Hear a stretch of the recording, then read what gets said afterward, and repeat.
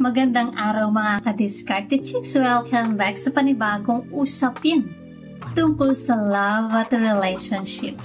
Sa video na ito ay pag-uusapan natin gaano nga ba ka-importante ang pakikipag-sex sa inyong mga partner or jowa. So wala na tayong paligoy-ligoy pa, tara na, simulan na natin.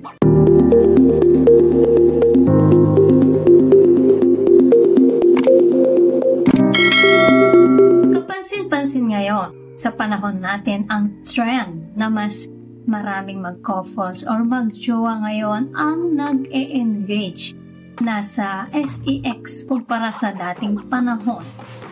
Lumalabas na pabata na ng pabata ang mga gumagawa nito, na dati-rati ay para lamang talaga ito sa tunay o sa mga tunay na mag-asawa.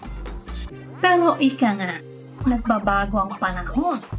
Yung dating na hawakan mo lang ang kamay ay dapat ng pakasalan, pero ngayon ay hindi na yan uso. Minsan nga ay nakuha na ng lahat, pero hindi rin naman nauwi sa kasalan.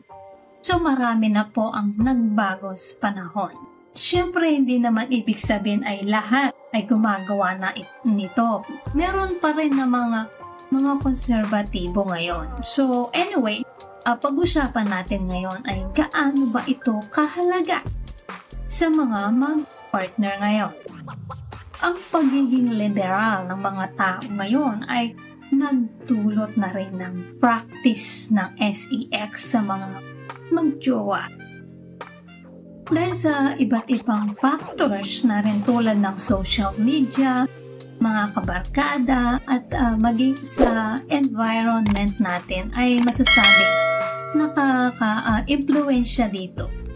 Sa realidad ngayon na mas mapupusok ang mga kabataan, ay parang normal na lamang sa kanila ang pakikipag-sex sa kanilang mga partners. Isa itong pinagbabatayan ng kanilang pagtitinginan sa isa't isa.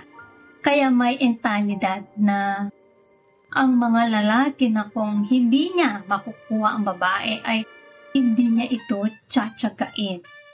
At sa babae naman ay kapag hindi niya pinagbigyan ay baka maghanap ng iba ang jowa niya.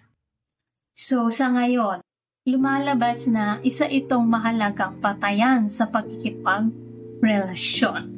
At mataas ang level nito sa pangangailangan ng magjowa, na parang dito nakasalalay kung magtatagal ba ang relationship o hindi.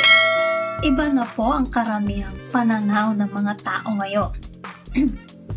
Especially mga kabataan tungkol sa sex. Nakikita nila itong isang napaka-importanteng ingredient na pagkikipag-jowa.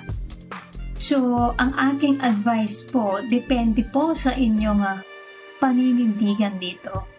Basta kung gagawin nyo po itong pagkikipag-sex sa jowa ninyo ay siguraduhin maging responsible po kayo. Tayakin ninyo na naiintindihan ninyo ang pinapasok ninyo. Gawin ang pagkikipag-sex dahil tunay na mahal ninyo ang partner nyo. Hindi dahil sa gusto nyo lang maka-score. Ang tunay na lalaki ay niisip niyang mabuti ang kapakanan ng kanyang mahal sa buhay at hindi lang para gamitin ang babae. So yan mga ka-Diskarte Chicks, kung nagustuhan nyo po ang video na ito, ay huwag kalimutang mag-like, share, and subscribe para sa iba pang useful na content. Maraming salamat sa panonood. Hanggang sa susunod na video, ingat kayo palagi. Let's spread